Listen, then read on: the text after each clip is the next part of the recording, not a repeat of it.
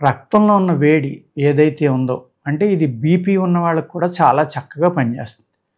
BP తగ్గిపోయి permanent cure అయిపోతుందని కాదు. హై బీపీ ఉంది మీకు, లేకపోతే టాబ్లెట్స్ వాడుతున్నారు, ఆ డోస్ పెంచుకుంటే వెళ్తున్నారు, అయినా కంట్రోల్ అవ్వట్లేదు.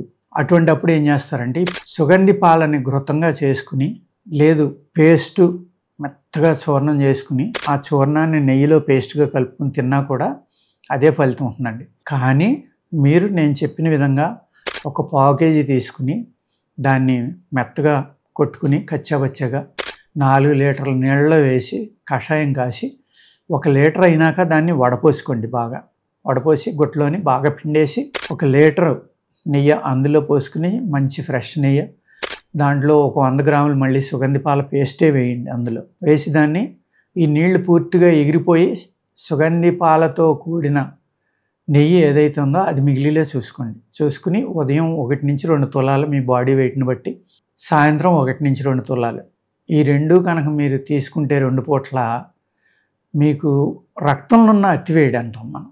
ఆ రక్తంలో ఉన్న అతివేడి వల్ల కూడా బీపీ పెరుగుతూ ఉంటుంది. అతివేడి వల్ల హార్ట్ కూడా ఇబ్బంది పడుతూ ఉంది. అందుకు ఆ రక్తంలో ఉన్న చిక్కదనాన్ని తగ్గించి, అతివేడిని తగ్గించి, రక్తంలో ఉన్న క్రిములను కూడా చంపుతుందండి.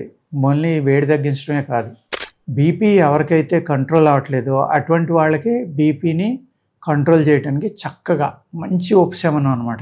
చాలా బాగా పనిచేస్తుంది.